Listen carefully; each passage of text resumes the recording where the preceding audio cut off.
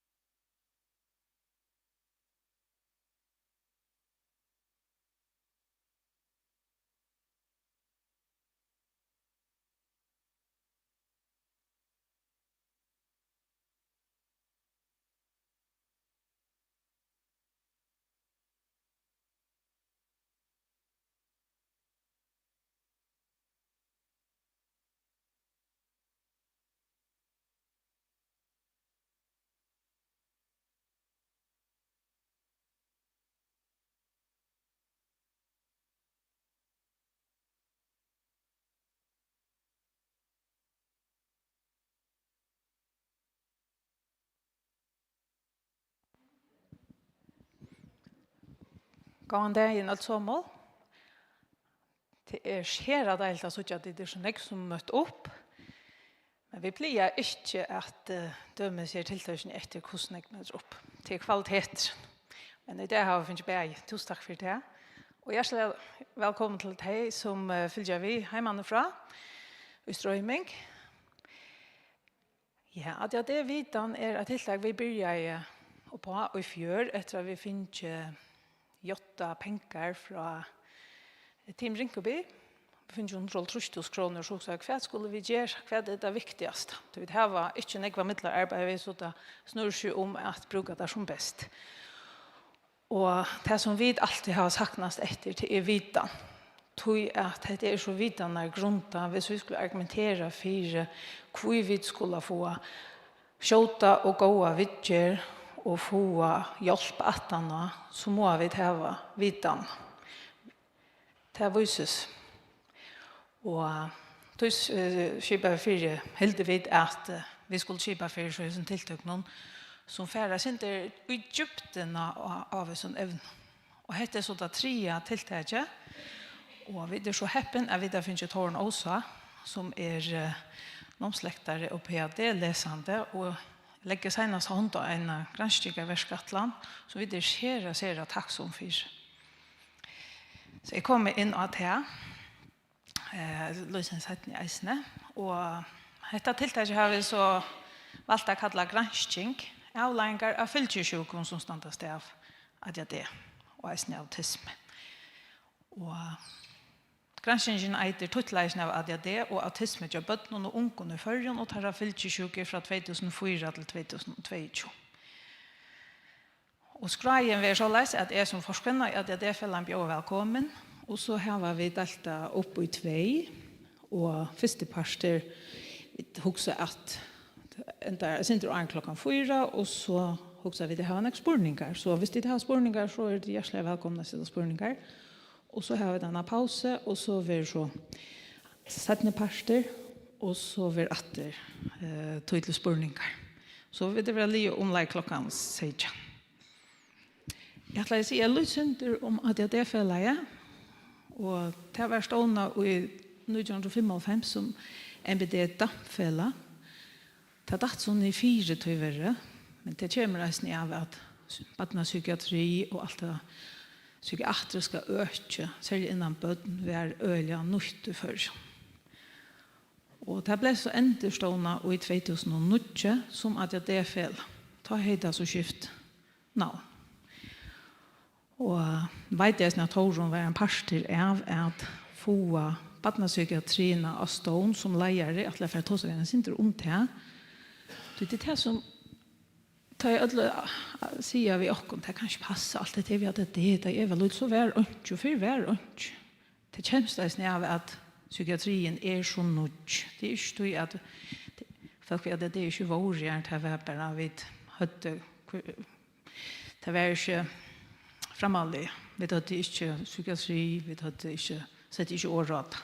Og vet at Torun kjenner ikke bedre enn de fleste.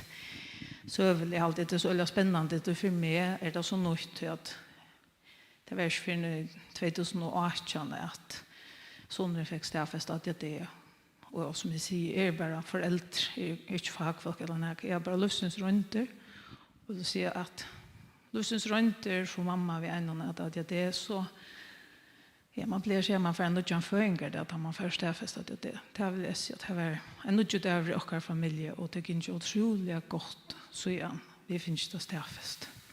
Det er at vi som familie finner hjelp, vi finner sett åra, vi finner heileva, og vi finner ikke forståelse og fettene ramene som skal til. Så vi de livende eksemplene, men det er godt å få teori og grunnet av gransking.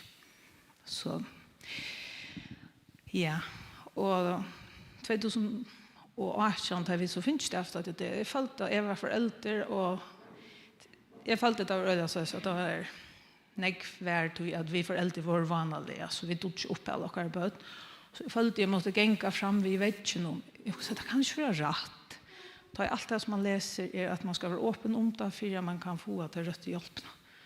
Så meldte jeg meg i fjellet, det helt at her måtte, det kunne ikke være sånn stigma om dette evne. Og det ikke bare jeg som har haft det så leis, at jeg følte jeg kom i et ordentligt vakuum. Det ble ikke så utrolig vel mot ødlån som vi kom i som fela. Og det har vært så utrolig enn folk som har hjulpet. Det er fagfolk og lærere og pedagoger og alle stedene. Så er det innom det politiske kjøpene. Så jeg halte at vi er øyne nek som har nødt øyne godt gagn av oss her. Og det tog det ikke vel. Og i det kunne vi si at vi er 800 limer. Gjeldende limer. Så det er jeg gledes om. Og fjellet er en av 40 limene meg, som er utrolig godt. Det gjør dere begge gode høler og muligheter at få stål fra limagrunnen. Og så har vi den økere finnes penger for kjørlån. Og nå er det 330 000 kroner. Og i år fikk vi 135 000 fra Rinkeby, så det er 205 forskjell sammen. Det er utrolig flott. Og jeg vil sincere takk som vi alle dere limer. Jeg vet, jeg limer ikke alt av 200 kroner, så de kan råkne ut til at jeg sitter i kassan. Og vi er en stor nevn til mangler en tiltakslimer. Så vi vil si at vi tar oss nekva gjøre. Vi må være nekv. Og man må si at dere arbeid akkurat i hesson døven fekknast vi om, vi har gjort nok som nekvar vi så bor i køyene til badnapsykiatrina. Og dette skriver vi ut i jar. Du vet veldig at nå er vi hårdt, vi er blevet minst til i samgångskjellene, til det positivt stenter at badnapsykiatrien skal hva står her. Badna- og ungdomspsykiatrien skal styrke, så bor i tøyner til utgranning av være stittar og vidger bjøskjøtt. Det er utrolig godt. Og det er eisen å takke arbeidet til Torun. Så 1000 takk for det. At det krever vitan for å komme så lengt. Og her er det mulig å gå av tøk. Så det er vi utrolig glad for. Og Torun har vi gjort nek for dere. Vi har spent på etter henne gransking. Og det kom en grein ut her for en flott blæje utenlandet. Eller hva det så det. Og vi delte at hun skulle få at det er vi kjenner ikke. Så det fikk hun i fjør. Så 1000 takk for det, Torun. Jeg synes som at du som vi gjør, vi har en vellegging, og så har vi kjølhjopperbalker for bøtten og ung og vaksen og foreldre og kvinner og menn. Så gjør vi et årsfragreinger til vi rønner løse hvordan samfunnet hvordan det er for og som er avværende og havende at det er det, og jeg synes man kan søke at det er brøytinger som henter søvelet. Og så har vi det sier at det er vidan, faglige fyrlestere. Så gjør vi rådgjøring til det, stående vi til lima brød, lima kafé, og så er vi det som vi kaller værhald og ompå. Ja. Så husker jeg at Torun, hjertelig velkomna. Og jeg halte at hva skal du fortelle deg sint om til sjåen? Hvor valgte du å være granske akkurat innan hette evne? Ja. God dag, og takk for at jeg kunne komme vi. Jeg har arbeidet i psykiatrien i 9 år, og jeg har arbeidet som sjukerøfterføringer i nyrre av Badnadalton og av neurologiske del. Og så har vi lyst samfunnsfrøye av Roskilde Universitet. Og så da jeg kom hjem, så var jeg arbeidet i psykiatrien i 9 år, og de første 2 årene arbeidet i Badnadalton. Så siden ble så leien sjukerøfterføringer i av psykiatriske deplen, men jeg har lærslene av Badnadalton i Ødlaren. Og så rann mot starv ut, og så søkte jeg arbeid av fråskapskjørsmål, at undervise sjukerøfterfrøye lesende, og ja, nå har vi da en master i folkehelse. Og så er det så at man skal ha en PhD, for jeg slipper undervise. Så valgte jeg dette øke som jeg står en AHO i, og har vi arbeidet vi, og at ungen gransker om bøtten og neurologiske sjuker av sedrum ta. Så tog jeg som får under at granskningen eide bøtten ved neurologisk sjukdom i førjon, hitla brekon, og svøvntrobleikar som et avbyrderøkje og i sugarøktene. Og her har vi så kanna svøvnen til bøtten vi cerebralparese og sveroneurologisk sjukdom. Men bøtten vi anti-autisme har eisen, det kommer nær inn og eisen svøvntrobleikar. Så du her.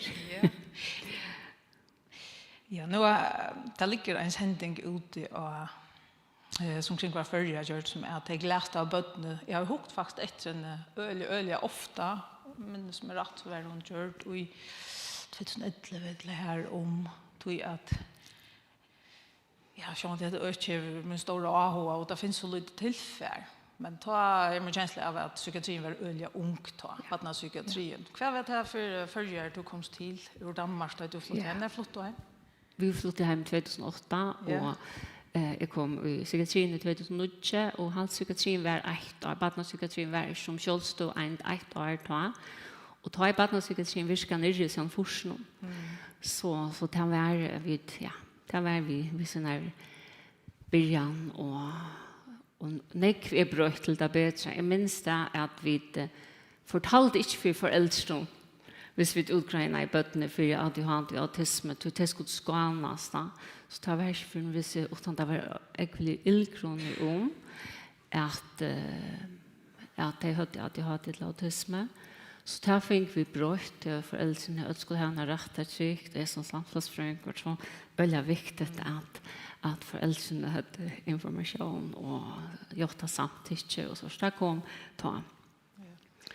Og så var man også eller bensje for en reaksjon, og så det måtte gjenge en tog. Da vi hadde finnet stafest ADHD og autisme, så måtte gjenge romtog til foreldrene våre kjett og frustrerede, og det har man ikke rom for ta. Så det måtte komme inn lengt at han nå, så det hadde lukket som kjensler hadde lagt seg. Da fikk vi så brøtt beina ved, vi fikk trutja etter samtaler. Så da vi tok hånd om oss foreldrene, det avbjørende og sorgarbundet at få en så at baden i hevet så store avbjørende. Ja. Så jeg og hukk på henne samfunnet var helt øyvis. Man skulle gå i matta og så er heldigvis det ikke nek bedre. Og eisen vi gransking at hjelpen finnes ut det. Og tog det ekle tøytninger min at hun kommer rettstundes og tullja. Så det er ikke på skoletrobleikar og salarsjuker og så videre. Ja, man kan omgenge alt, men kan ikke settende parter, kan ikke viser eisene til at settende, de har finnet diagnosene, ja, flere salarsjuker, strongt tenkte salarsjuker, her var det. Så her samband, og så det så utrolig tydninger mye at man får hjelp og helst en skolebyer. Ja, jeg har det som så utrolig, nu var så nummer 90 år, og han visste tekjent, han var 2. Og jeg har alltid sagt at jeg yngste at han begynte i folkeskolen og vi diagnosene, vi hjelpen ut i hele vannet. Så har skolen vært nekvlattere til henne. Så det jeg ikke til at jeg arbeider 4. Altså spørte meg, så det jo. Og jeg synes jeg etter hele vannet, men alt annet øyne, at man skjermer det, at man gjør det, at man til menningerstig kan være veldig imest, det krevs ofte en utgreining. Så hver skulle vi sitte inn i mån til baden, ja. Så vil så kunne vi hjelpe i mån til nøkker ting, men ADHD og autisme kan være så omfattende at man er nødt til å finne hver baden har tørv å hjelpe, så vi ikke bare hjelpe ene stedet, men at vi sitter inn i mån til at man tørven til bøtten, og for hjelp til egenomsorg, men eisen for foreldrene, så de kunne sitte rett inn og stole bøtten. Absolutt. Ja, vi kjenner det. Man husker, men som foreldre ikke gjørst nok og ikke gjørst. Altså man kunne strempe mer av. Så jeg har alltid blitt så sorgabondet har man at man ser hvordan det står. Altså som i åker for at det er brøtt i daglig. Og så ville man yngste at man har strempe mer av i början. Men Och det är det som vi röjnar att få alltså vars på ljus och att alltså det är inte farligt och det finns god hjälp och vi vill nødt som samfunn att styrka de här skiparna som kan hjälpa bötterna bättre. Ja. Och det har så bäger kom in till sist bäger barnagare skolor hemma och att det finns hjälp och vissa att det skulle ha uppfyllning och hjälp för fyllsjuknar att barnpsykiatrin är så uppraffas. Absolut. Så men tack för att du har roligt av dock att höra. Så tröst det bara och så ska vi se något långt att det är klockan det är jag ska sätta det här apparatet från här.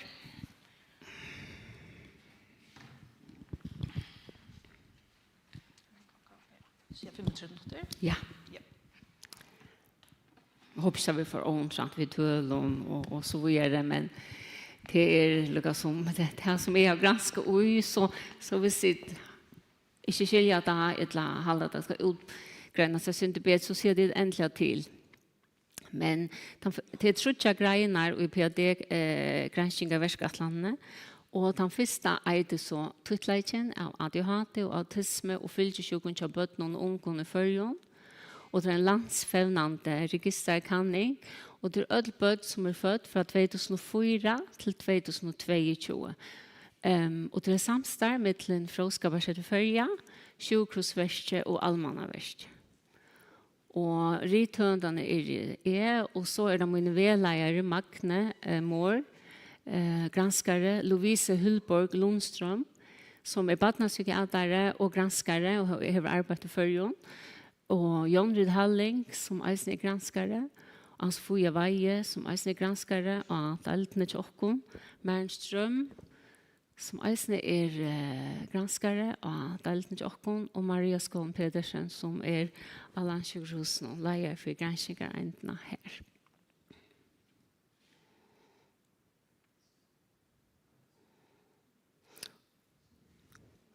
Och ganska säga landsfönnade registerkanning till att vi då hukt register från Landssjukhusen, Sjukhusverket och Almannaverket. Vi kontaktade SNC-namn, men de hade inte det samma uppbyte av diagnosen eller utgröning, så de kunde inte, de mäkte inte att vi kunde finna bötterna här. Så register från Sjukhusverket och Almannaverket och kom in att det sajtene, men det lyckas otroligt nek, så jävla gott vi går in registern så vi kunde få töl, förisk töl, fyra øk. Men først bare helt stort, hva er ADHD og autisme, sambart WHO, The World Health Organization og ICD-10-kodene, her ADHD og autisme beskrivet under og bygd av granskning. Og tøytleiken av ADHD og autisme i førjon og i øren London, hvordan er tøytleiken ut i førjon, i mån til andre land, og til land som vi ofte sammenber oss vi. Og her eisne atter mye alder for utgrønning, kanning, diagnose i førjon, og i øren London. Noen måneder i førjon, og Arasen i øren London. Og så kommer vi til fylkesjukene, og tar strångt der tenkte salarsjukene som barnpsykiatere og granskere har gransket og møte om koma av belastningen, og tror man ikke hever finner hjelpene før, eller ikke hever rødt hjelpene. Vågen om bedre fremtid til eisene utrolig tydning av mye, av hvert fall ljøs og at det ber til, og det ber til vi rødt hjelpene, å få et godt og virkelig liv ved autisme og ADHD. Og det er ganske mangler, ganske sinter, og i samfunnet, hvordan kunne vi hjelpe, hvordan kunne vi gjøre det bedre, og hvordan kunne vi skape inklusjon i samfunnet. Men hva ADHD og autisme, og jeg sier her kan ikke. ADHD Center for Attention Deficit Hyperactivity Disorder, og en neuroutvikling av støva og mestrer fravikende eller imesklige menning av heilanen og nervelagsskipen. Og eiken trobleika vi oppmerksomheten, ivervirkene og bralund, og dette ivervisne sast som vi såg kan da sås kroppsliga, men til eisne ivervisne og i heiland som kan være øyla tingjande fire hos Autisma, spektrum disorder, eisne en nøyre utviklingarstøva, og i mestjer fravikande etla imislige menning av heilandon og nervalagskipane, som kjent av fravikon i sosialen samskifte og samver, avmarskande og endertakande atførermønster, særlig avhåmal og sansener kunne være ekvile vikvammer, og til så særlig sjån og horn, at det kunne være øya sensitiv i fire ljov og lukt og så videre. Hvordan avvirker ADHD og autisme av vatten? ADHD og autisme gjør varsfri seg langt i baddommen, som Bjørk var inne, hun mørste symptomene langt ta i sånne var 2 år. Og her var avvirkene av daglige virkesforlegger, læring og sosial samspill. Det kognitive og atførelige eikjene kunne være ekle imisk mellom einstaklingar, og hese kunne brøytas over tog, og tog det eisne ordentlig viktig at vi ikke bare sier at vi skulle utgrøyne, at vi eisne heva skipaner som fylser vi, og her man kan vente seg til, ta i livet brøytes som det jo gjør tjokken ødlån, og kunne vi så stola sånn bøtnen, ungen og voksne vi ADHD og autisme, og i hese brøytingar til. Bøtten og ung vi ADHD og autisme vant for å få skoletrobleikar, sosiale avbjørnger, helsetrobleikar, og mer utsett for åhappen og deia for tog vise gransking.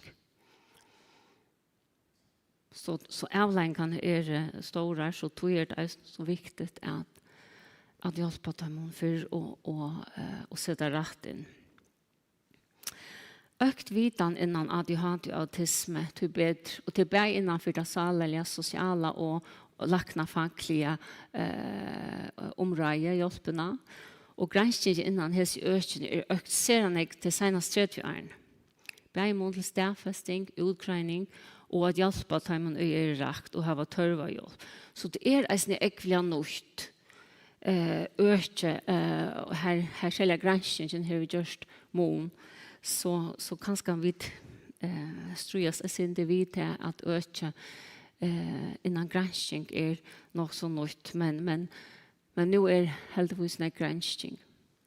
Og det som ordentlig tøtninger med, det vi rødt og hjelpene kan han stole her som bøttene og unge til et godt og virkelig som et andre bøtt. Og at hele økt seneste årene, sier gransking, mer grunn til økt oppmerksomhet og faglig vitan og vidan mellom folk, bedre screeningar, anbå og hakre hjelpene til helsetjenester enn en økning og i genetikke og omkvarvesfaktorer. Og da jeg leste 20 fra eisene til eller samfunnsfrøye, så var det litt tøtninger med eisene at man høyviring for diagnosen. Så i 18 for noen diagnose ofte en løying, en sorg, og at folk har bruk for hjelp. Og til å la tøtninger med at vi eisene vira til og i allmänna rum så var det grinja sin etter og gjør stølter. Og til alltid jeg vet må det kunne vi godt gjøre sin bedre som samfunn at vi har mer viring for hesson løying. Og utfra, og dette sånn, og man får ikke at jeg har det via hitje sjånvarp. Så det sagt. Men så vil sjånvarp avvirker åkken ødel. Og tog det ordentlig tydninger med ikke ta det her fram. Det her vel lust, lakna faglige og ut fra gransking. Tog at hvis jeg får en hjertetilbord, eller hvis jeg har brinket på henne, det ikke nødvendigvis en hjertetilbord. Det kan være muskelspenninger, det kan være engest og så videre, men det nødt til å få utgreining 4 en hjertetilbord, hvis det en hjertetilbord. Så symptomene kan lykkes, selv om vi og det det ordentlig viktig at vi ikke bare tåser oss og kjempet oss om hese alvorslige økjen. Og så heter de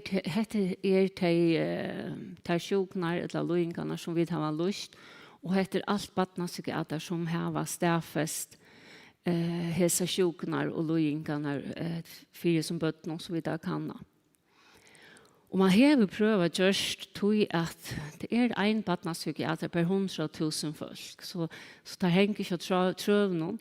Så man har prøvet just konfliktet ut, sendt ut kommunlaknar og privat praktiserende salafrøyngar eller øker, men det rikker ikke.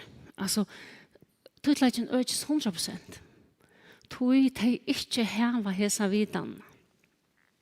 Og bare for å si at det skal en spesialistutbygging til, det skal en badnapsykiater og en størst klinisk tøyme for at utgreina for autisme og ADHD, eller som jeg sier, så økes tøytleggen 100%. Tror man ikke skiler. Det en ser øke som vi må ta seriøst. Men bare for å som man sier, jeg skal ikke lese alt dette her opp. Men hva en greining imot autisme og ADHD? Det en omfattende klinisk og menningerlig kanning som vi framt av en tøyme, vi badna og ungdomspsykiatere, lakna, salafrøyngon og sjugerøtterfrøyngon. Kan ikke følge om bare kliniske søver fra foreldrene om vigangetøy, om føyingsene, om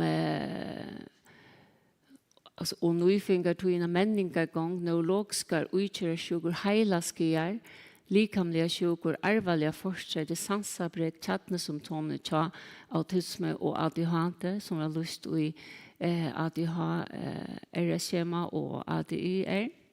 Og heromfra vil badna ungdomspsykiatriske kanningar gjør der, her har vi møtt om alt det kjenslelige og kognitiva, og likamlige vidskifter, her under motorisk menning, sjånhorn, og likamlige ting, eller andre likamlige økjøvere kannaje.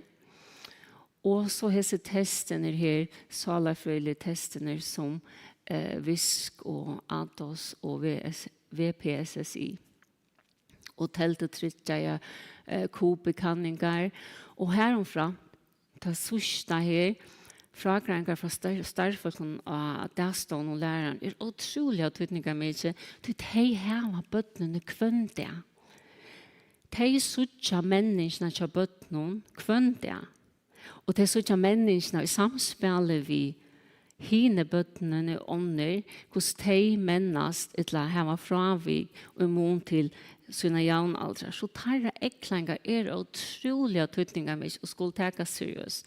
Og de var så eisne byen om at gjøre metingar tar man utgrøyna fyrir ADHD og autisme.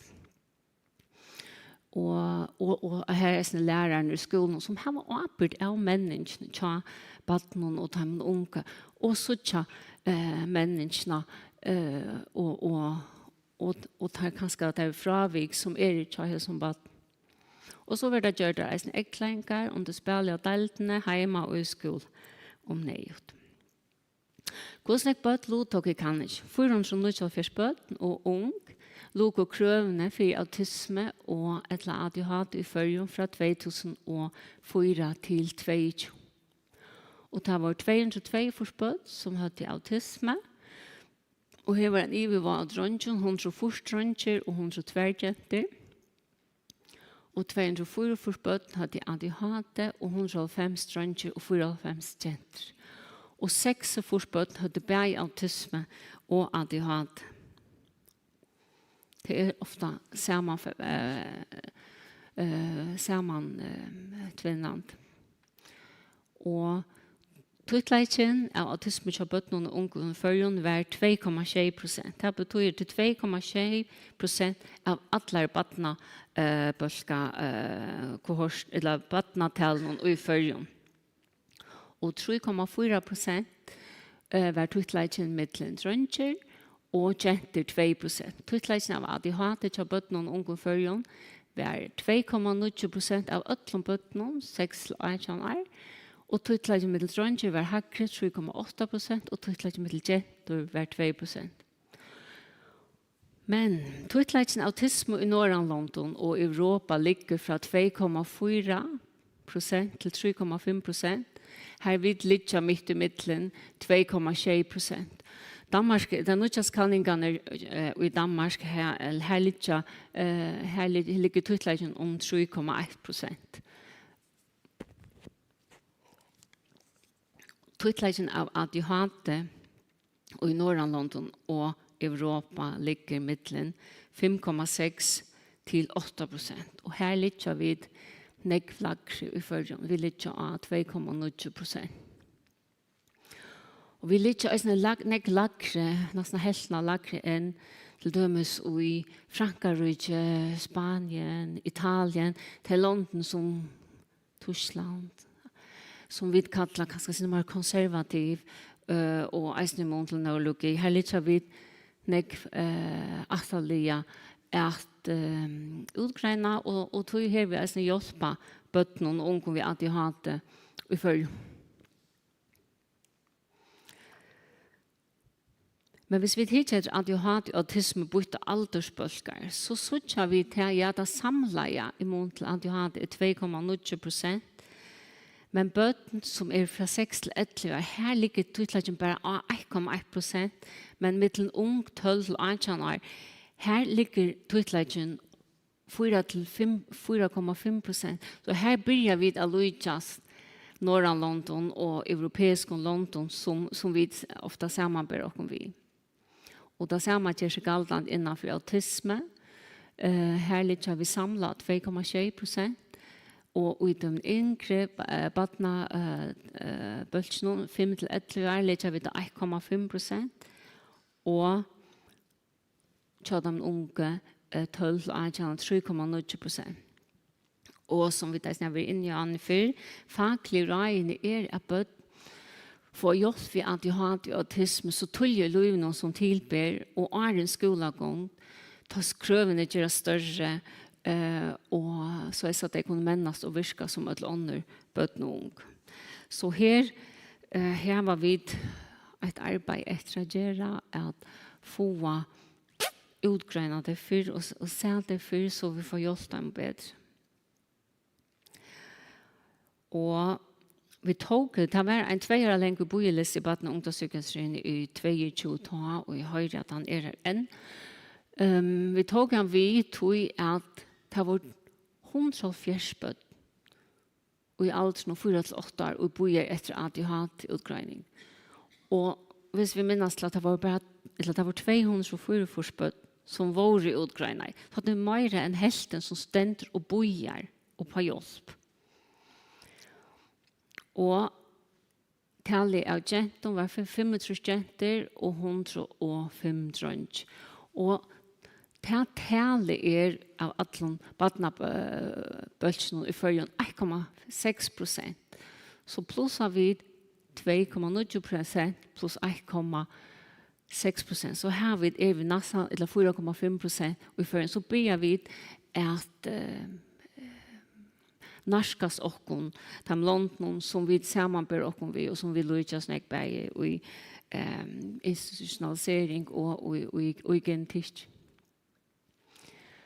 Og det samme gjør seg galtande, vi synte færre bøtten vi autisme, stenda bojelista 46 bøtt, og det er 0,4% av øtlom badnatalen. Så nå lykkes vi tøytleggene i Danmark, hvis vi plusser 0,4 pluss 2,6, som 3,8. Og ja, da badne har boet stidst av bojelistan, har boet 8 måneder, så det er ikke så man, og man sier at det er cirka 3,4 bøtten i hver en årgenge som har neurologiske sjuk. Så det er ikke som man kommer og henter bojelistan, bare så les det som har boet stidst, har boet 8 måneder. Og det er det som de sier det, at det skal være så sterke ildgrunner for å komme og hente bojelistan, han er sånn etterhugd politisk og faglig, at det skal være rundt alt åren, og det skal ganske være ordentlig ring og det kommende bojelistan. Og det er enda så vi kan enda vi til at vi er i Ivesutja noe bød. Og til badne og hei boja langst og som bojelistan til utgreining for autisme eller ADHD hei boja 3 år. Og det er langt og gjennom badnaløv og en skolaløv, ja, at skola boja et hjelp og ikke snakke om foreldrene og mista arbeidsinntöket og sorta badne ikke truvist og ikke mennest som det skal. Og så har vi eisne bøtt med øroneurologisk sjukdom som cerebral parese, bøtt med genetisk neurologisk sjukdom, epilepsi og syndrom. Og de boja 1-2 måneder til hjelp fra badnadalten. Så her er en ojavnig immun til salarhelsene og de medisinske hjelpene. Og jeg har ordentlig godt at de får gode hjelp av badnadaltene, men vi kan godt gjøre det ikke bedre imot badnadspsykiatrien. Mitt frelsen er nere, så vi slemmer 1 måned bojetøy i Danmark i badnadspsykiatrien. Og nå er det 3 til 6 måneder bojetøy. Og vi har 2 år i mye av bojet. Og jenter får stedfast autisme, ta der i mye 12,6 år. Og jenter ved ADHD, ta der 11,9 år. Det eldre enn drøngene, ta der får stedfast autisme og ADHD. Drøngene får stedfast autisme, ta der mye 9,5 år. Og ADHD, ta der 2,8 år. Og til er sin lengt åren settende enn man anbefaler. Men i några länder, Europa och USA är medelåldern tar bötten var stedfast vid autisme 5 år imot autisme og vi ADHD 8-9 år. Og tar eisne ut landene vi som vi som säger Janne, det är ganska mer konservativ imot neurologi vi. Så det är stedfasta Bretje, som ADHD-autisme for jeg gjerne vil kalla ADHD-autisme, settene fyrre enn vid. Og her skjøtter vi månen av jenten og drøntjen. Jenter får stedfast autisme 3,2 år og hesten her snappen her. Settene en drøntjer og ADHD 1,2 år. Settene kommer sinnssykt inn at det settene for det kan være. Og vi nå er det gongt, og vi sier kosmikk, eller talgild skipan i ferner ordentlig av virka, kanskje i 14-16, ta kommer bøtten inn.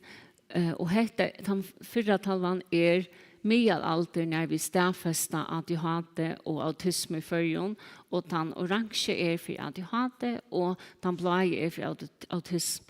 Og vi nå er det ressursen så hakker tale middelalderen 4 diagnoser, eller 4 kanninger, 4 ADHD og autisme, holdt år først år. Vi gongte i her. Og stappen til tikkere høyre. Her han viser hvordan jeg bøtt vi har utgrønnet i førjen fra 12 til 22. Det minnetølene i 12 og 14 skulle kanskje hekkes vi 4 veiene til at ta skipene kanskje ikke ordentlig kommer å virke. Men vi så at her kjørst akkurat til sørste årene, at vi utgrønner mer, og at vi så vanlig kunne hjelpe flere. Men lenge bojelistene skulle kanskje eisene suttjes til badnafolkatal. Nå det heldigvis vokst i her var Gjerramor, Anna Gjerramor og foreldrene sier at vi heldigvis får flere bøtten i førjen, så jeg gledes av. Så vi har ikke økt. At tale øker, så jeg sier ikke at vi økt i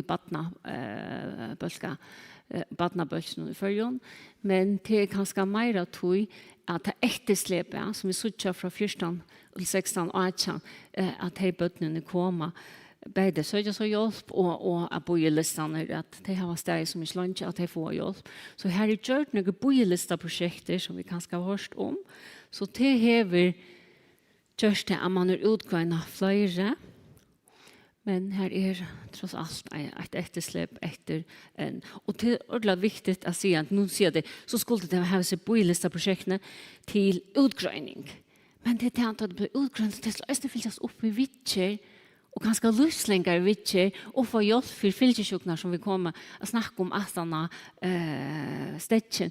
Så det är otroligt viktigt att man ger en fasta hjältan till öke och hesförn det barnpsykiatri men eisne ut i skolan och ärstan som hese bøtten tog det har bruk for ikke bare en utgreining men eisne hjelp og stål at han har utgreining. Og her skjøtter vi gongtene hvis vi her vi kanskje særlig vil heve at stappene blåer og reier at ututje og 12. Her det reier til bøtt som 6-12 år, da de får stafest autisme og ADHD. Men det sørste årene i middelalderen færen oppa. Vi tar flere lilla farveier, brytjer. Her bøttene 16-20 år, da de får stafest ADHD og autisme. Og ja, den første kassen ADHD ved genton, og så her ADHD ved drøncher, og autisme den nye kassen, og til høyre her autisme og drøncher. Så det så vil ikke gentene 17 utgreiene jeg tar så av deisene her, men drønchen her reisende. Jeg må ikke glemme at ta her.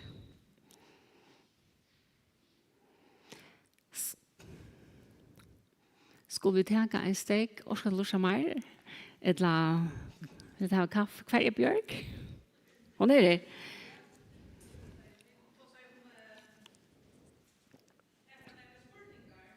Ja.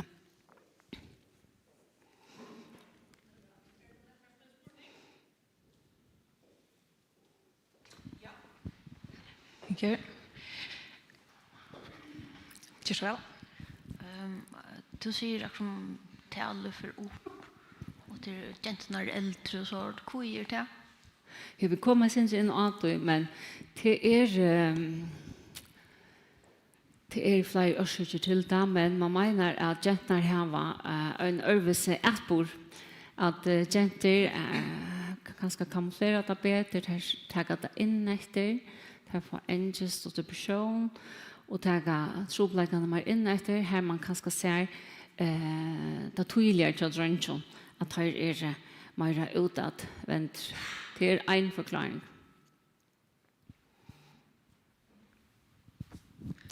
Ja, hei.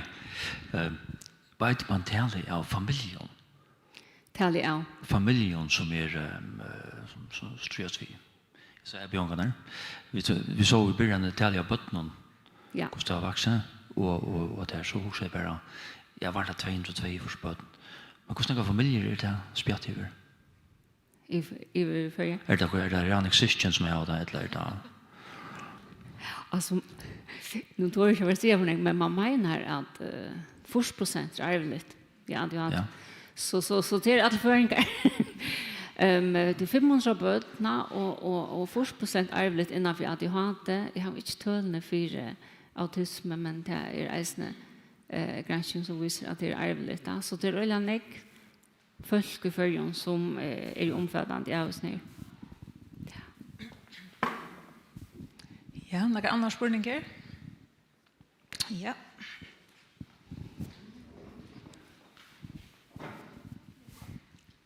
Det var der vi kinsbøten, en av de første slidene, her stod hvordan noe var ADHD, og så var det delt av jenter og dronger, og hvordan noe var autisme, og delt av jenter og dronger, og så var det de som var bare ADHD og autisme. Her var ikke kinsbøten jo i. Hva stod det kinsbøten?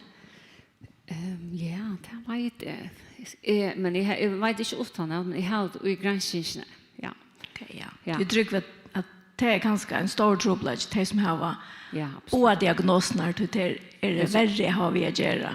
Absolut. Det måtte arbeide kurere. Og de har nek mer å strues vi, ja. De har bare ADHD, trobladjene og autisme av bjørngene, ja. Men det vi i samlet i talvene. Så det är nek, och det är faktiskt, jag kom in av det i en mån till det är faktiskt 30% av ötlån som har boar löjningarna. Så den ska man, det har varit ordentligt bruk för en ekvar hjälp. Jeg har kanskje ikke akkurat en spurning, men jeg har en vidmestring. Nå det så at jeg arbeider som autisme og ADHD-rådgiver, så jeg har mitt egna firma. Og jeg er ikke nekvaksen og ung, og her også er absolutt det første vi skulle gjøre til aksept. Jeg føler ikke at man aksepterer at folk er annerledes.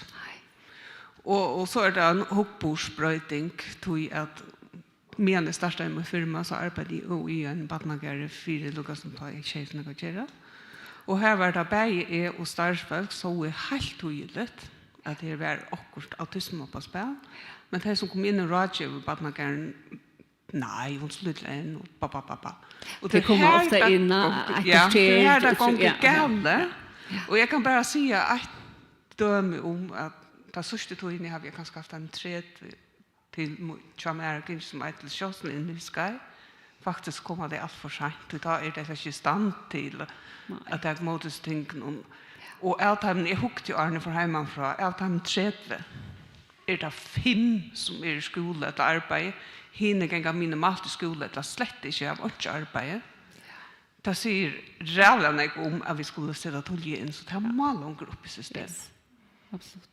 En kanning nu är sända till att jag hade för 600 000 folk i Finland och här man har kanna efter skola och arbetsmarknaden att de som är blivit staffast åren 16 år de har tattar tillknytt till arbetsmarknaden och få skolagång och många andra som får allt staffast så det är otroliga tydningar mycket. 600 000, nu kommer så stora kohorsterna som väljer göra mån och lösa avbjörnsna. Så tar vi en granska och det är otroliga tydningar mycket gransk att vi måste sätta för in ta det är så stora måner och möjligheten, jambjøs möjligheten til arbeidsmarknaden, til et godt og virkelig, til familieliv, til avvarsker jo alt. Så. Ja, jeg har faktisk en spurning til at vi så at det var nek færre jenter utgreinar.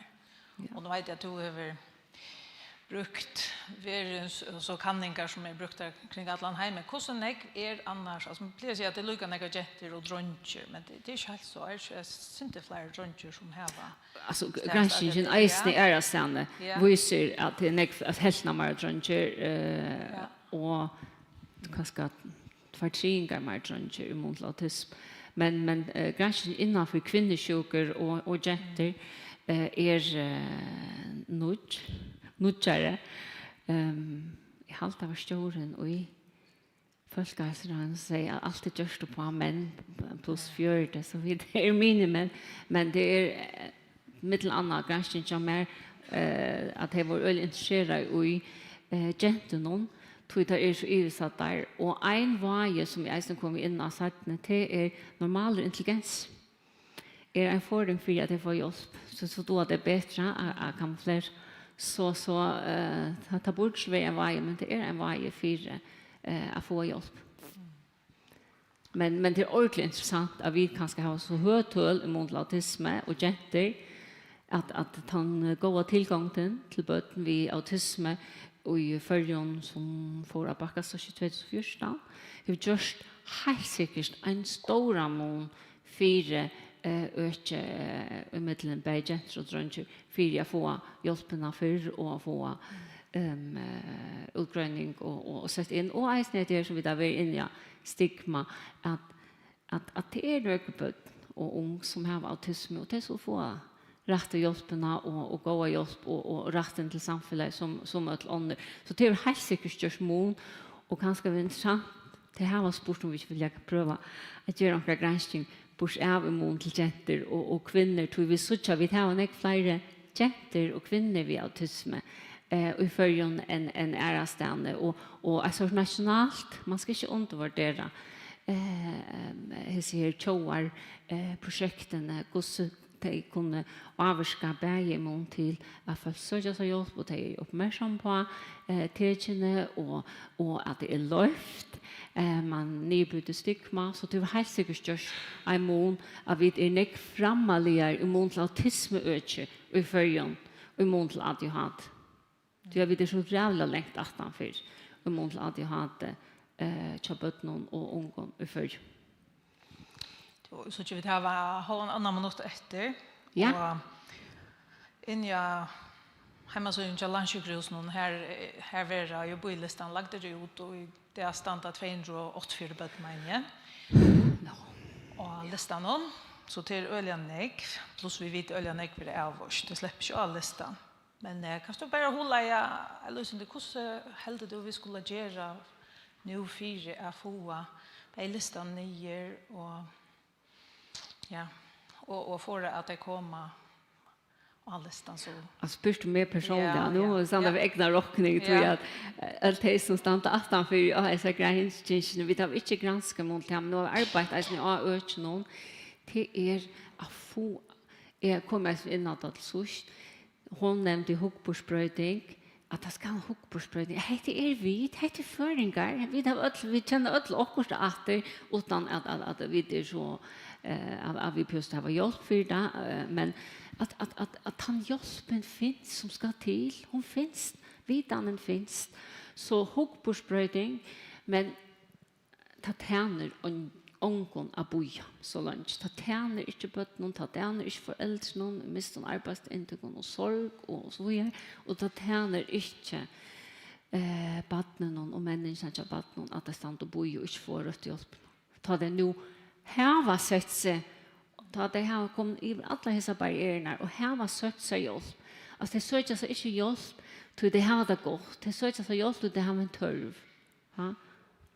Och onkel snackar om ja men nu skulle öll och allt nej till de som har bruk för hjälp som skulle få hjälpen. De som söker sig hjälp som skulle ha hjälpen.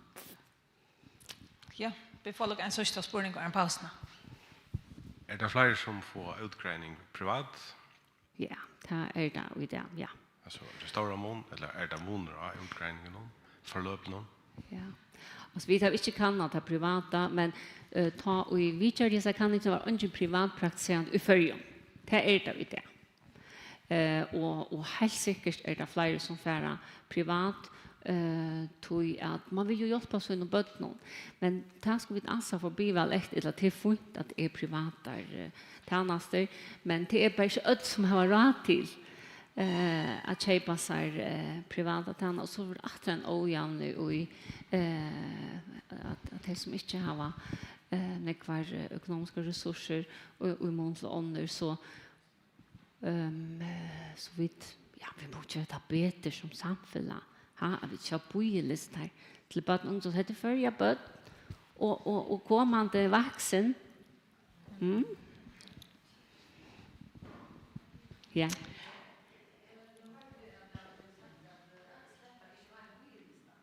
Ja. Det är en barnpsykiater. Och Lasla. Kommunelagten avvisar, ja. Ja.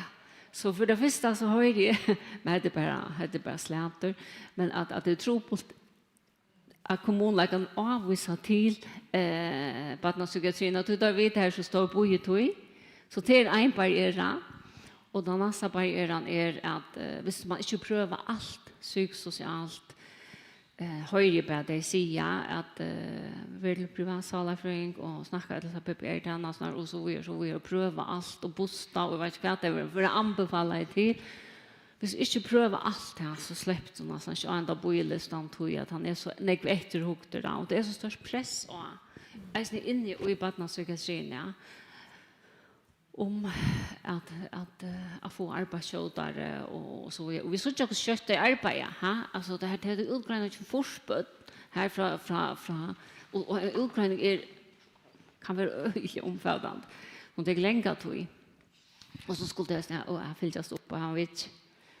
Så till barnen så vi andra så det är den största fackliga expertisen som värderar om du släpper ända på listan. Finast slag, takk for det. Og så vil en stekker, ja, vi tar det 18 nå, ja. Vi tar Yes. en stekk og på et kvarter. Ja. Takk for det.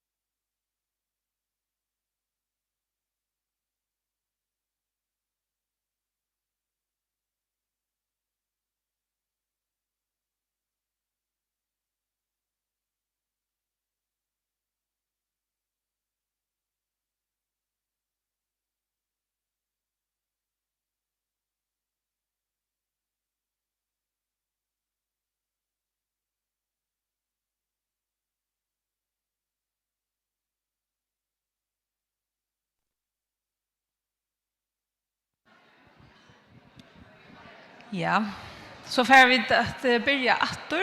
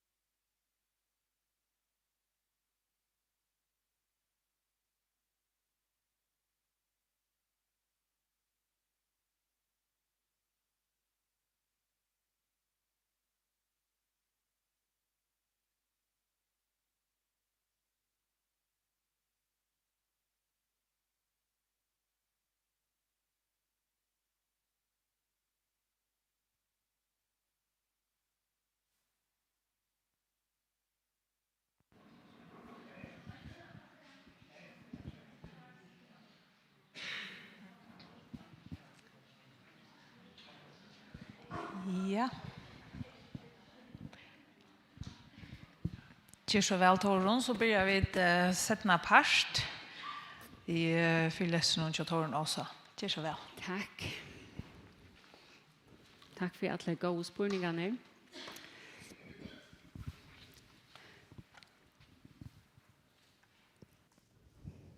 Ja.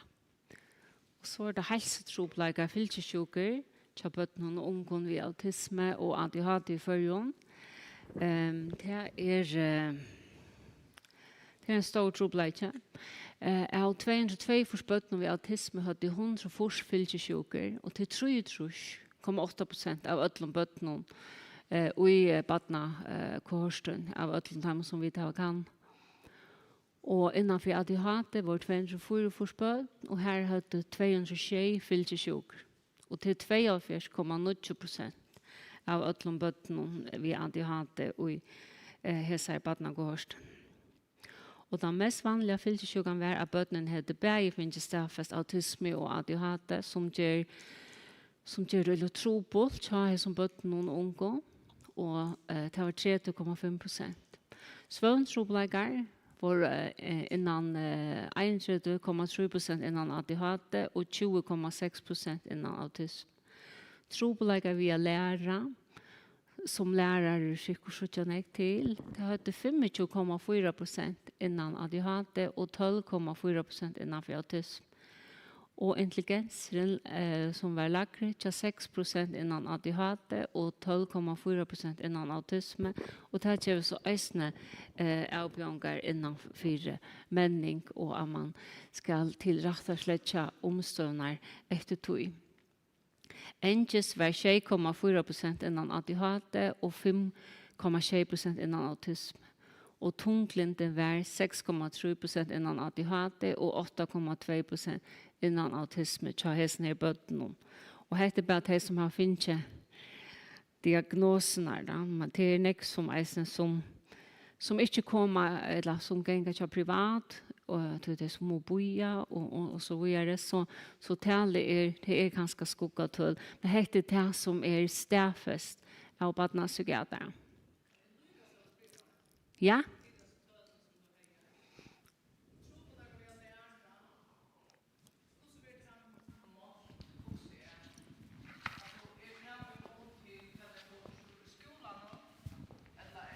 Det er sånne tester som det gjør. Jeg minns akkurat, men det stender i det tudje. Og ja, sånn her til begge vi trobult vi, man kan ha trobult vi å lese og råkna, innlæring og så videre. Det er noen tester som det gjør i Mental Learning Disability.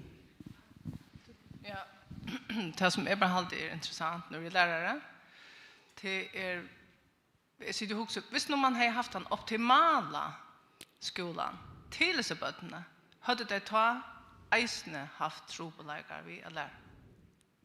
Hvis man sätter in så vissa kanningar ju så lära det bättre så nöj så i vi skipa att vi har absolut bruk för föreläggarstoven och och lärare som då bäver ordblindne och vi öron ja. Jag skulle vara kvar i skolan. Vi tar arbete i psykiatrien, så får vi kryssa vi fingrar, tar badfäck, staffest, autism. Jag hoppas att det bor nog tatt vid Høyvikarskola, så det kommer i Høyvikarskola. Det här var möjligheter till bötten vid autism och till männast och finns en goda skolagång och så vidare. Ja. Så det skulle vara regler eller normer att alla skolor hade goda förläggarstover och lärare vi cirkullägga och storströmmar och så vidare. Ja.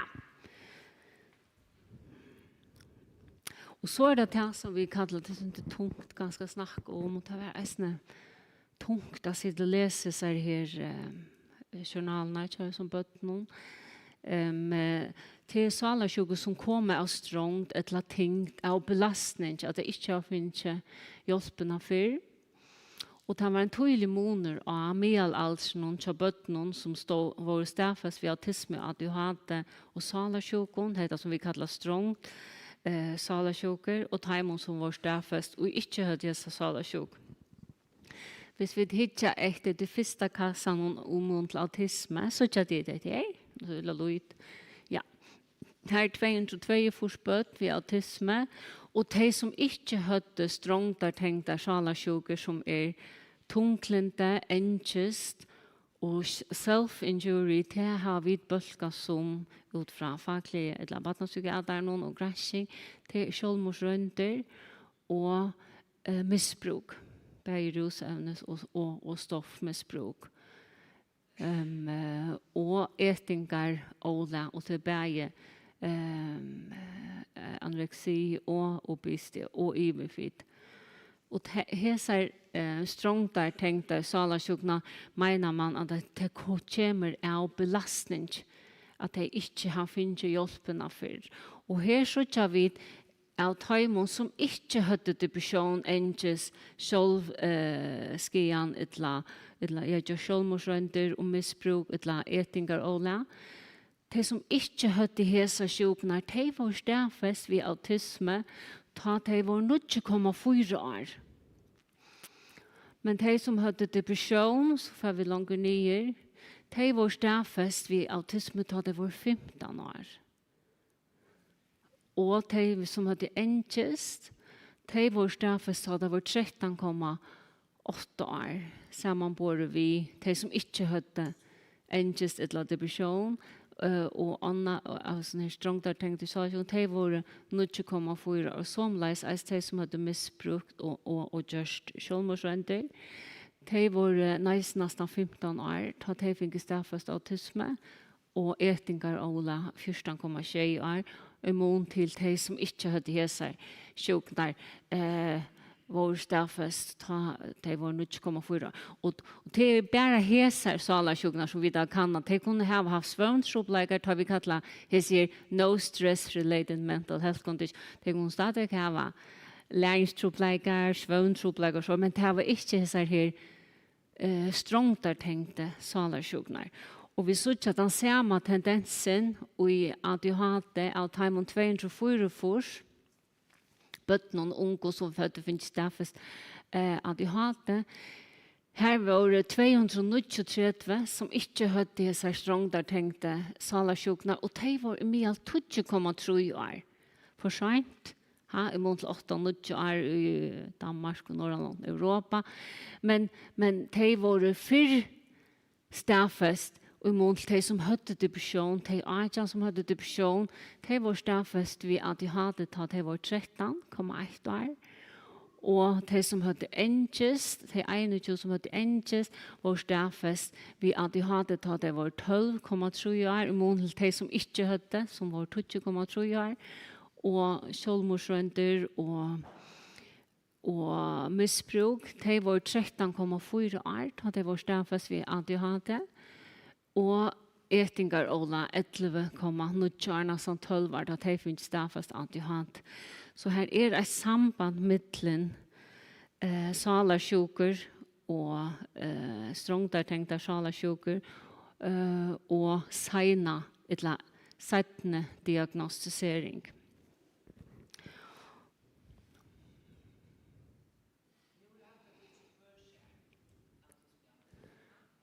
Ja.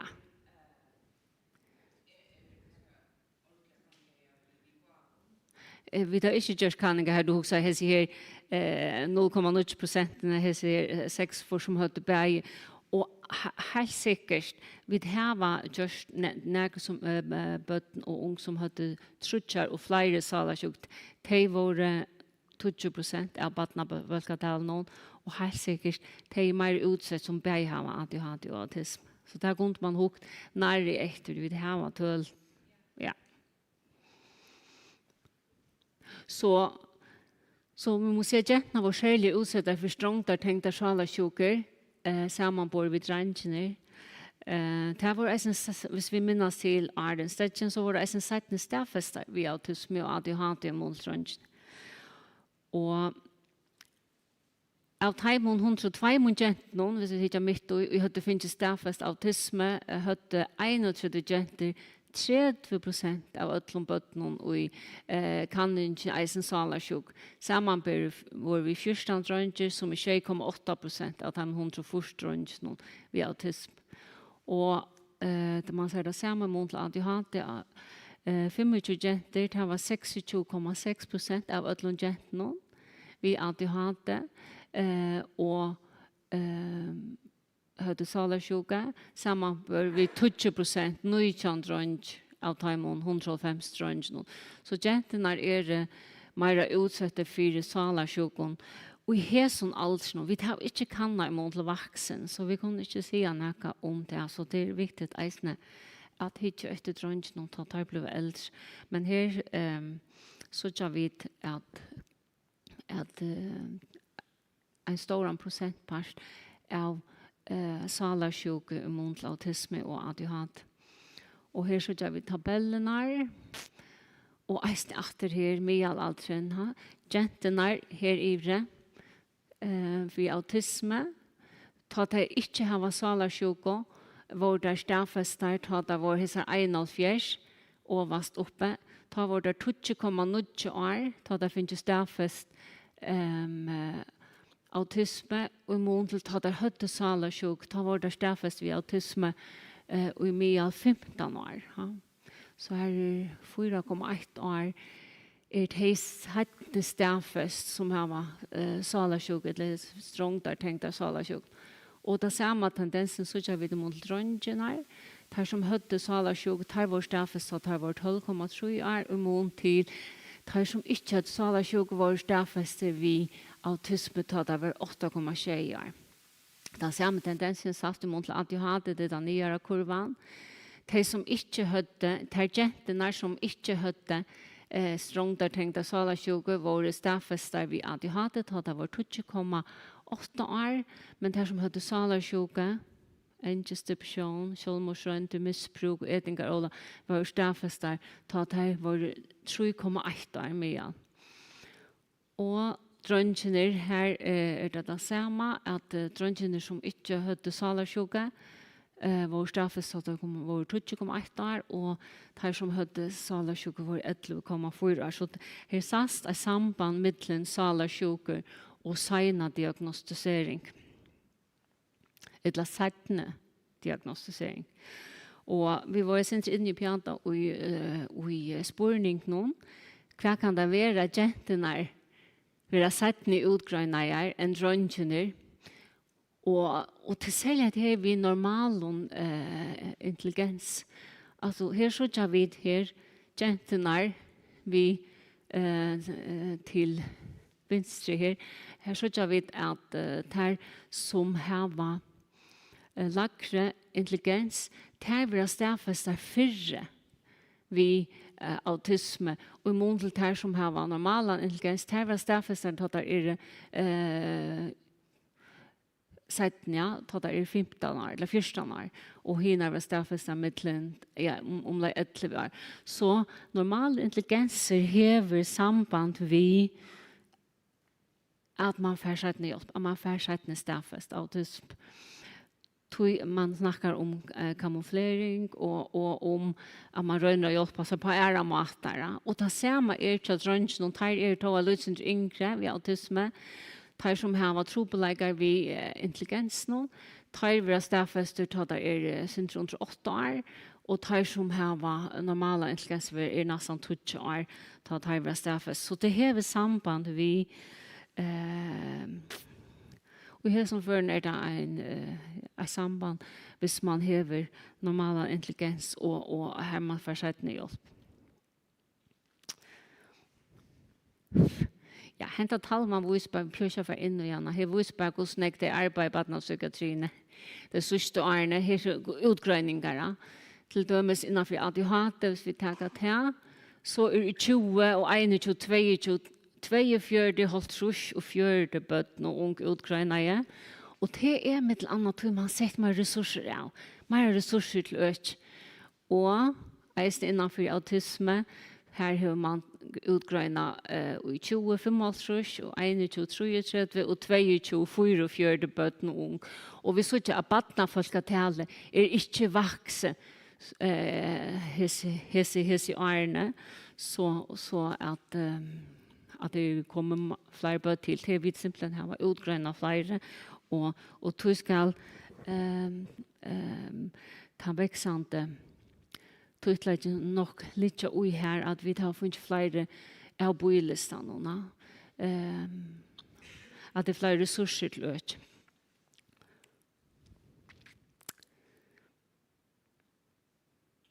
Ja. Bara för så onkel var in i antoi sammansätter trobläggar. Här så tjär vi att hvis vi så det trutchaste nyaste stabban i talvene till 35,6% hade omfram autisme och ADHD hade 35 en filtersjuka och 22,8% och 20% hade tvär filtersjukor. Og så trutjar og flere filtersjuker hadde 11,6% og 0,2% innanfor ADHD og autisme. Og her kunne man få hukt etter han hadde så bæge ADHD og autisme. Men så for jeg kan si at det altså, det har ADHD og autisme, men det har eisne filtersjuker, så det er utrolig tøtninger med at vi eisne huksa vittjer at det må få hjelp. Vi kunne ikke bare stafeste og så sier farvel. Vi snakker om hvis vi er baden som dekter et la, og så vi kan ha fire synasjon og nekvar utjobbende kanninger, at det ser et la. Og så bare nok til den briller.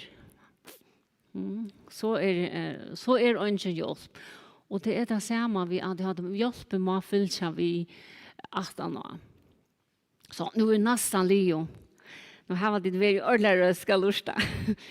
Men helsan kan være hørt av bøtten og ungen vi ADHD og autisme i førjon. Hva er det gjøre i førjon? Jo, i førjon har vi et hakre middelalder vi stafesting av autisme og ADHD enn underlån.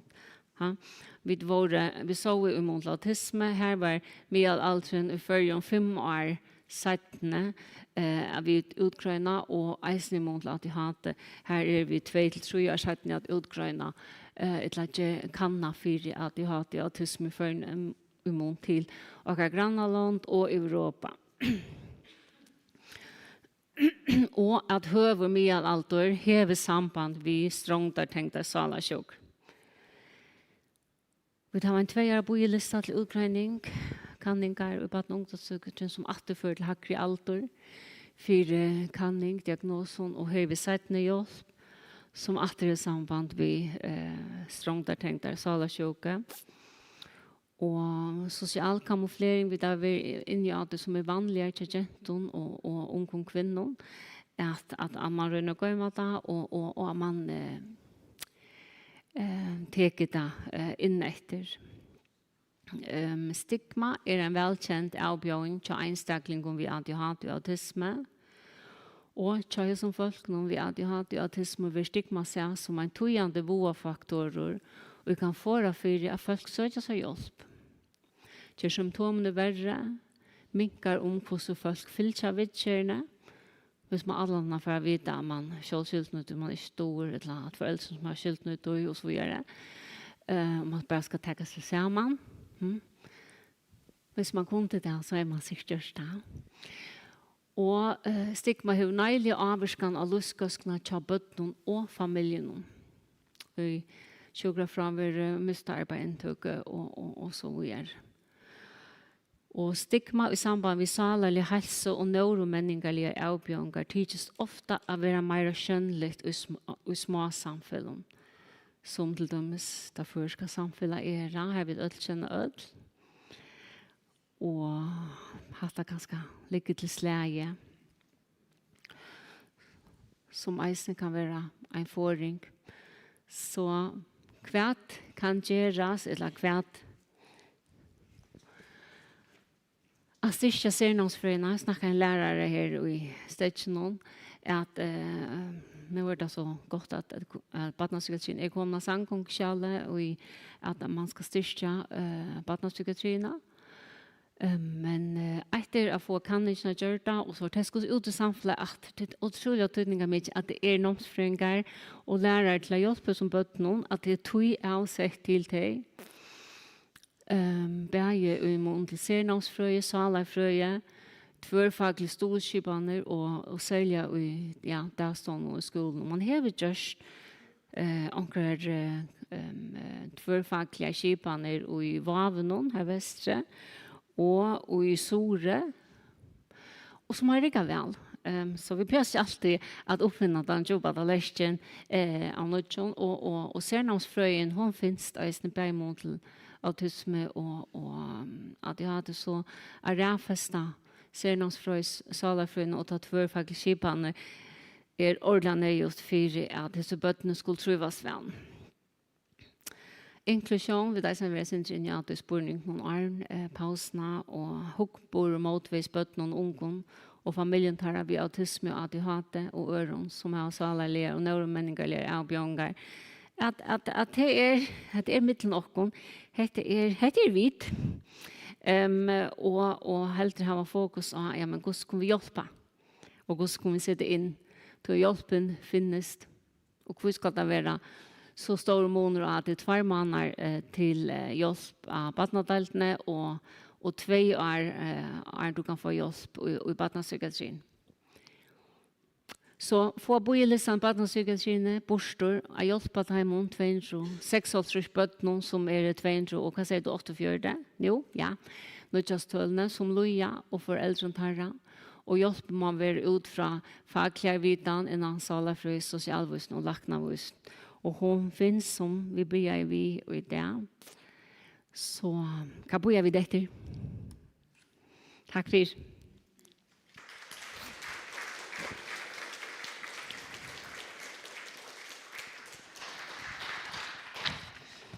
Ja, tusen takk for Torron. Så takk. Ja, det vi blant annet kjenslen, man sitter og lurer til at det helt greit at dette er prekk om at okkar system faktisk vil til å gjøre okkar bød salarsjuk. Og det er ordentlig reant. Og det tror vi det er ordentlig takksom for det store arbeidet. Det viser at dette er en parster til at det nå så stender av samgångskjelen at man virkelig vil se tøtningen og tulja. Et lag, som man sier, skjøter og tulja utgreining. Så jeg husker, jeg er sikkert snakke spurninger. Jeg var en spurninger som... Har du spurningen enn? Ja, jeg husker, så skal du slippe å spørre først. Så takker vi nekker spurninger, og så får vi det enda. Ja, jeg husker om det generelt barn- og ungdomspsykiatrien som gjør bøylisten blev så stor, eller det en sånn avvise fløskeholser som ligger ute i fergen som gjør at bøylisten er så større? Jag vet också att hjälpen kunde finnas i skolan och i badnagörn och så vidare. Och ser någon.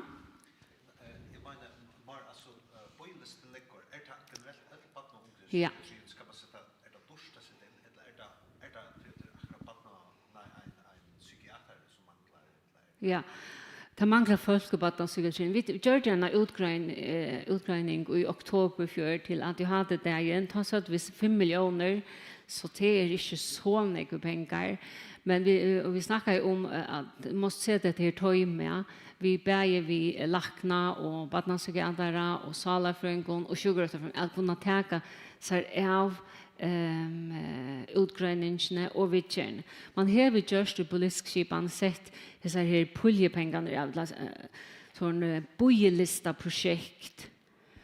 Men det betyr bare at så utgrønner vi denne rykve, og så var puklen her til det skulle jo eisen ha hjelp. Så var bojelisten her. Så vi må, men det er ordentlig godt at noen begynt utgrønner og her finnes hjelp. Men vi må se at det er også at de som har tørv, og nå har vi prosentene til cirka 8% som har neuromenninger eller avbjørnger i folketalen og i følgen. Så nå har vi tølene, og da var det med 5 millioner, så det borde til at finnes boile sånn nere og finnes hjelp som bøtt noe bedre, men det krever en rævfesting.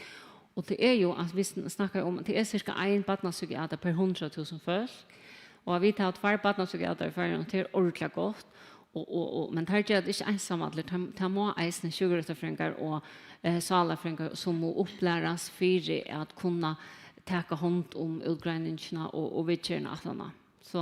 Så flere folk og det tilkres tog å lære folk opp og styrke faglighetene, så at, men jeg ser det inn. Ja, ta ber til. Bare svære på.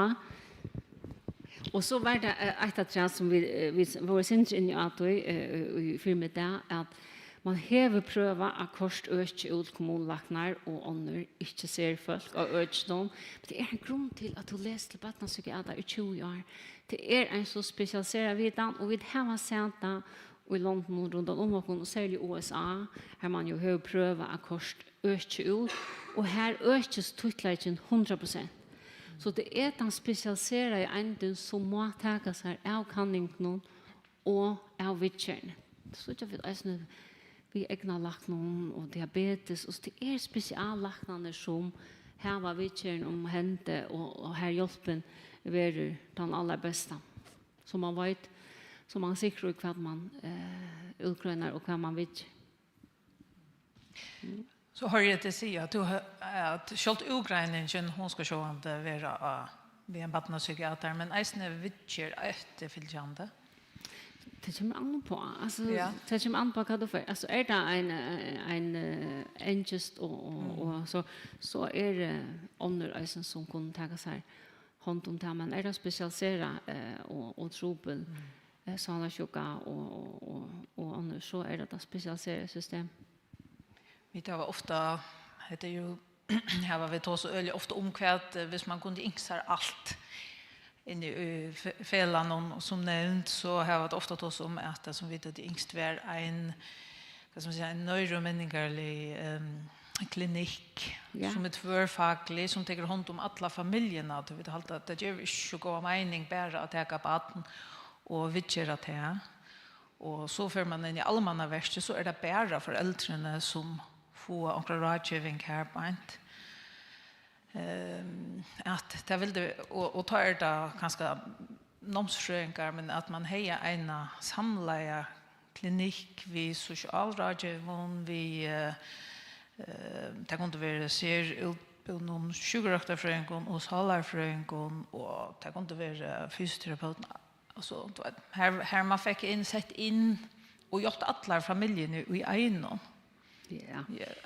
Det här var vi ofta tås om att det här som vi tar till yngstocken, men eisen att det gör inte mening bara arbeta vid att det fann jag som kött i det av att jag kommer att det fälla att det inte spelar tås med att det.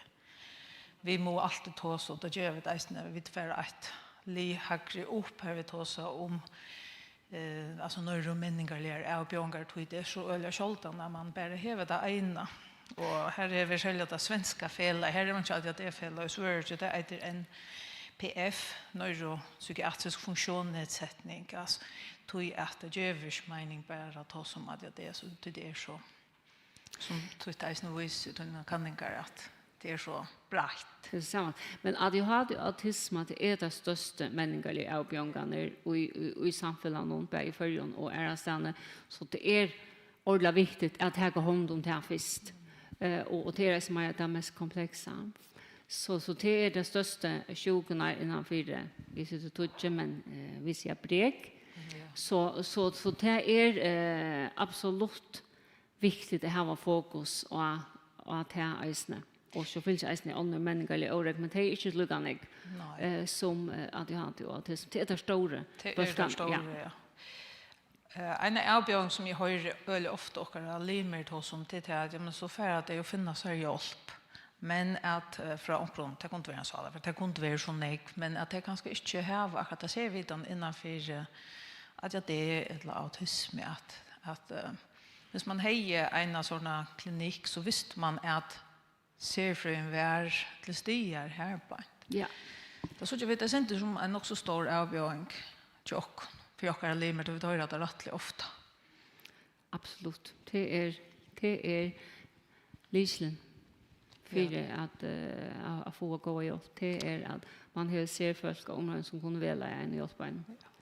Och som du säger, bäg för äldren, det har arbetat in omsorgen och för barnen, det har arbetat barnen,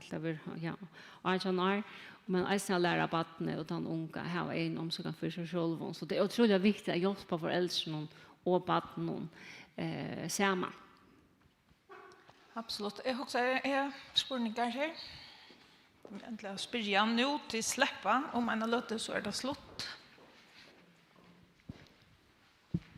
Hej. Jag fick att jag hade för 4 år, 5 år sedan också. Och eller stäffest så när det är fött vet du. Min spurning är jag blev privat Ukraina och så flyttade jag så över till psykiatrina. Här var inne och snackade vet i några affärer. Och så ringde det i några affärer. Det sista 3 åren har vi inte som helst hörst från Taimon och jag kan inte till några EKG eller blodröntger eller några och så var jag sen en tog i min liv för några år sedan det var ordentligt mycket för mig och jag spurte mig om få salaliga hjälpa och så också jag är ju inne i systemet och sände dem en mail och spurte om det. Och det var bara nej till en kommunlakne som du ska hänvända dig till. Och jag har en kommunlakne till de första 2 åren då jag flyttade till Havnar till världsröntgerna. Så jag måste bara för själv tala det. Alltså, vet du om det är några att natur är kommen aktion. Vi gör någon byrna fastna. Vem man så bara släppte på fjäll? Nu är det inte förstås det långt, men ja, alltså det är inte något gå just för uppfyllning. Det är det. Det är inte. Nej. Så här Så jag cyklar bara med en egna check. Bara, med kärne. Fint. Ja. Det är ölet att höra. Och du ofta har funnit hjälp. Ja, alltså, hur ska man boja så långt eller inte få hjälp tar man har salaliga trubbelser immun till tar man har medicinska sjukor och medicinska avbjörningar. Det må være et eller annet vi hadde ikke fast så vel som en medisinsk sjuka og så videre. Men nå har vi tølene, vi har tølene for fylkesjuk, vi har tølene for hvordan det som har avbjørnger. Så nå burde det borde til å sett, som du sier, en salafrøying og lakna av til øke. Og til skoleøke og der stående. Så jag har en spurning om till Ukraina, tulliga Ukraina, särskilt ganska för att jag hade i förrjun Ukraina vet det för att det är 6 år. Hur ser du i London, Ukraina det är 4, det är yngre? Mot att jag hade? Ja. Nej, förrjun Ukraina vet jag, satt ja, 12 var det. Vet är några år 18 för förrjun. Nu ska jag inte få se något för test.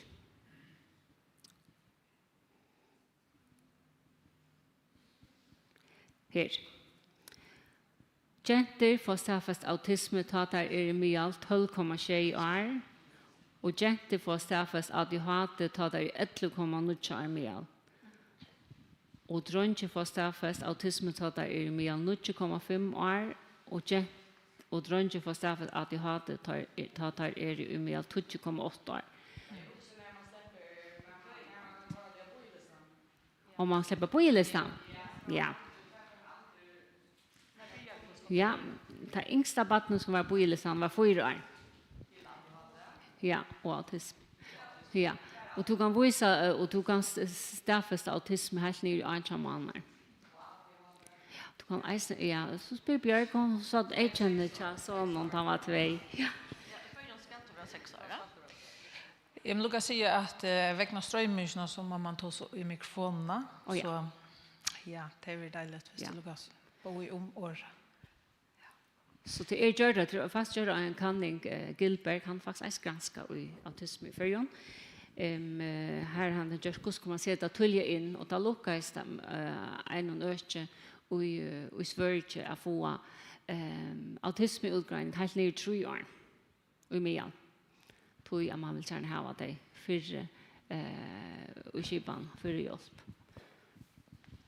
Så det blir til helt ned i små badna år. Her du behøver ikke utgrønne oss regler, men du kan gjøre neuromenningelige tester. Da. Akkurat som tar vi boeltester, nødvendig man har bøtt noe om det menningelige, om det fylker sånne menning fysisk, så blir det eisende til om det mennes kognitivt lukket som sånne jævn aldre. Ja. Ja, jeg husker øyne om disse bøttene, tar jeg til å komme i skolen. Ja. Nå har vi noen tøl som bygger gransking, og i førren. Jeg holder til å si 8%. Sier cirka 8%, ja. Hvis vi tar, ja. Det er øyne håndgrupelig ångsverkene. Ja. Og til stedfest at bøttene har vært ved å lære. Og hvis jeg så hyggelig etter hvordan folkeskolen ser ut i det som er ferdigstøy, så virker det som om at folkeskolen blir en sånn stoppklosser til øyne. Altså vi får utgrønne noen bøtten, vi får stedfest noen diagnoser, og vi vet at det er 8% av bøttene i førjen som har avhengig. Ja. Men och vi kunde få rådgivning ut i skolan om hur vi skulle möta som bötten, men vi får inte fler resurser. Nej, inte fler lärare, vi får inte fler lärare, vi får inte fler nomsfrängar. Vi har en påse pengar som skolan får, och så ska skolan så arbeta vid hus som och till efter omkring lyckliga allt det skulle snacka bötten i skolan. Så jeg husker, og det er sikkert noe som ADHD-fællet jeg har haft fokus på, men jeg husker bare at dette er så eisunt nå. Ja. Altså nå er det ikke bare gytinger, og vi tar finne et nytt landstøyre, og en fortsatt skal gjøres. Jeg husker, dette her måtte være nok så opplagt at man viser oss til tølene her, til det her må gjøres noe. Og dette er bare til bøttene som har finnet en diagnose. Og skolen där ser öland var ut än han gjorde för 2 år sedan. Så det är inte bara 8% av bötterna som har avbjörningar. Man säger det är cirka 12% som har hvis vi tar learning disability ensammalt vi och intellectual disorder och så ser man så i vi skipar det cirka 12-14% och i Västreim och i Menningarland uppåt. Ja. Så det är till att rockna på att det har väl inte sagt. Ja.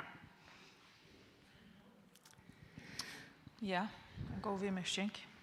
Ja. Och nu det kom i samkomstkjall. Att barnpsykiatrin ska räffastas och inte bara utgröning, men vittjer ösne. Så vi det kommer ett steg vidare, men pura sant och i lärare och nomsfrängon och tycker som rådgivare emot autism och ADHD, att han hjälper mig att fylla vi. Vi skulle ju leva ut i samfunnet, i skolan, vi skulle gå i skola, och vi skulle ut i arbetsmarknaden, så hjälper mig att fylla vi här ute. Och jag vill inte vurdera att det var nek bättre, både för den enstaka och för samfunnet i allt, at vi finner en god skolegång og at vi kunne slippe arbeid. Ja, at vi ikke skulle på 4 pensjon og så videre, tror vi det sånn jeg dreves vi. Ja, og då tar jag en 4 pension så är det ett tal som jag har fyllt nog så väl vid det senaste åren och det kom över 2000 förenkar få 4 pension och det är en 600 som är i öron 4 så det är hur man säger förenkar är öl raster och jag tycker vi kör ordentligt ödlon hacktullon som är högre men att vi är det som har det starkaste arbetsstyrkorna i Västerheim då. Sikkert i alla världen. Så jag måste bara säga att det som är ordentligt väl fyrt, det arbetar så kanske en 2 störv. Men det säger det inte så mycket om det som inte mäknar så väl arbetar. Det är öl som arbetar nyrsätta tog. Och det är 2000 som är 4 pensionister. Och det har vi runt och sagt att alla stanser kommer till en vill det vara en upplagd granskning av skatterna färdig och granska i Chatham. Tog att nekvältamon kunde vi hjälp komma efter arbetsmarknaden. Det är så det tydningar mycket för en självan och för familjerna man häver ett starv. Ja. Ja, och här är en man spårning. också efter kvart årsynge för att det inte arbetar.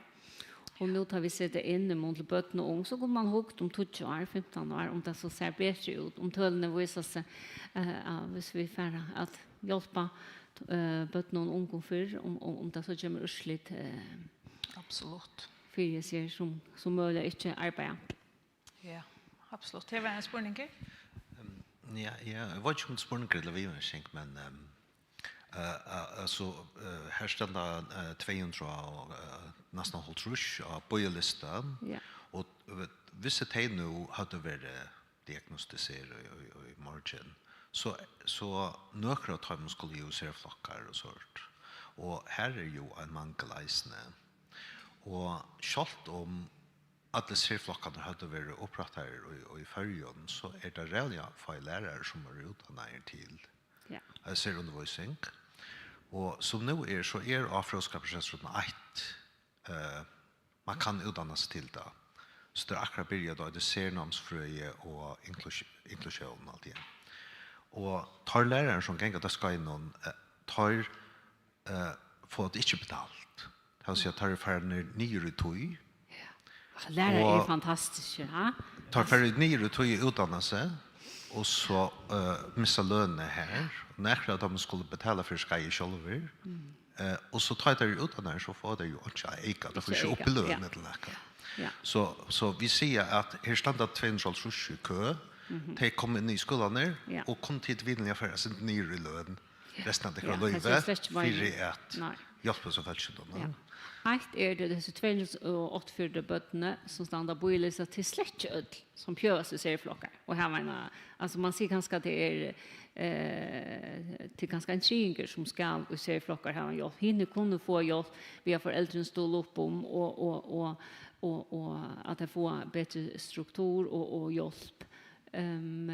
Men några skulle ha och några skulle få serieflock och man snackar om att det kan man göra till för jag fasthållta starfolk och ögon det är med till annat geva förlägga webböter att Ongen säger att det blir överhand stora förlägga webböter men att du fast vidkänning för ditt arbete och hur ser att du inte får nya lön till vi tar ödlockar låna betala och så vidare att det är ett ordentligt gott poäng att man lönar folk som vill ser uppbygga sig. Men bara för att säga att det ser inte ta 1,20 skolan och deltna för hälso och sjukvårdsavisen i 2000 och 8.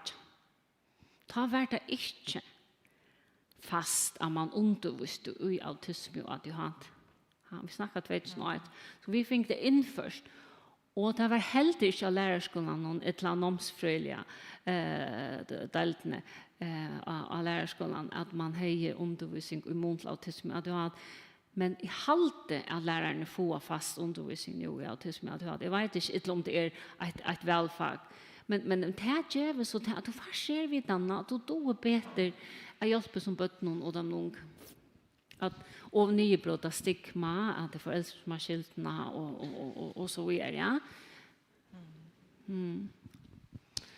Så bäj vitan och att man får löna kompensation för det, att man tar sig av och ser om det, helt säkert. Ja, takk for det. Ja, jeg kjenner nok så vel. Nå nevnte du ser flokka tilbøy oppe i Høyvøk. Nå kjenner jeg det øyelig vel. Det var her som sonen min får da han var øyelig stresset over og tjekker så i nøkker og her. Det som fantastisk ved tilbøyen at man tilgjer det gjennom mot til battene. Ja. Man får gula tøymer som serflosjen, og så får man kvita tøymer som inne i heimaflosjen. Og så det annet på hvordan det så rykker. Så da han så ble til eldre, så blev alle tøymene kvitter. Så det var fantastisk. Det en øyelig god laster, og nu har de fleste skolene i Torshavn kommune finnes ikke serflokker, men jeg har alltid at det tror ikke til at ha fokus på at det øyelig dorst. Det ega penger som skulle settes. Det har fortsatt lånet til serflokkene. Og jeg har vært øyelig hørm om at dette øke vil faktisk være sinter under ræfest, tog at man har haft øyelig størst fokus og det kom några utlänningar inom folkhögskolan och här har man sett era skipaner som är alltid har inte syns ut ur häsar. Man kan ju inte allt. Och det är ganska inte bli korrekt att säga. Man ska helst hjälpa hin till när vi att mamma hjälpa ödlont hem. Men serflockan är tar till en öle go skipan som man har hållit fast. Ja. Och det är ju inte öllböt, det är max 12%, det är 13% som har avbjörningar. Och nu har vi först så det är helt inte oändliga några resurser vi ska sätta av. Så vi kunde gott råkna det ut, hos några lärare, hos några förelägga står och så vidare. Och så är det att det borde vi jämbjörs runt om allt, inte kvar du bors, men att det tillboj borde kunna funnits och runt om i förrän. Så bötterna där vi där sen ihåg efter. Det är alla sann. Bergvaven och Sore och Norrötjön, Eströdne, Strömmark. Så vi är alla sann. Jag håller vi för att runda av men jag har hållit att säga att det sista och det är en känsla som jag har haft. Lukas så man kom in i hettar att jag det som man vill nörronmänningar i en årekon att det är en paradox. Och det är ganska det som är våra största problem i samhället. Det är att vi känner inte att det är en Janbjøs, vi lojingar eller vi født brek, som det er. Og paradokset ligger ut i at man vil ikke, det som stadig eiter, at sette dette mest av vattnet. Og her som en gransking som vi vet til å vise, at man gjør jo akkurat det. Og i USA ser man at de har som en styrst. Ja, det er så det kunne vi kanskje börja vid. Ja. Och då är det en paradox. Utan att negligera det Louis som ösnen fyller vi så vill det ska vara. Det är en paradox då är att vi inte hjälpa så blir det väldigt affärer och så där sjuk. Och lucka hända en köje som vi fick gjort här på ett.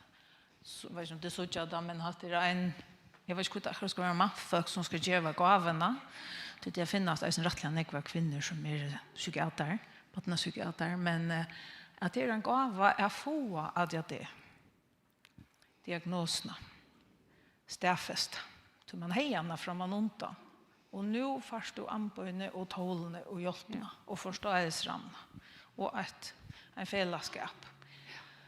Och det hoppas jag att vi som att det fälla kunna vara vid till framhållande att styrka bäge det som här att det och föräldrar och all fagfolk och allt samhälle och att det är rätt att föra in och göra tullja utgrävning helst är man för skola till sia öll och till för och föräldrar vi känner det att det är öliga helt när man får in för sent. Och granskning och svärge visar reisne och det är seniorer som är blivit stäffester sent i livet att det är en ölig sorg till sorgen som är det tyngsta att bära tog att man huxar kusse hem ett liv är vid sig effekta stäffest för nu skulle mitt liv bli så sträva och det är en ölig sorg och det härna vi vet att nu vi har töl och det här vi skulle handla på. Tullja utgrävning till till rätt. För det är en gåva att få stafest att det.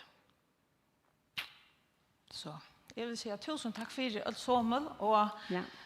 Torun en affär.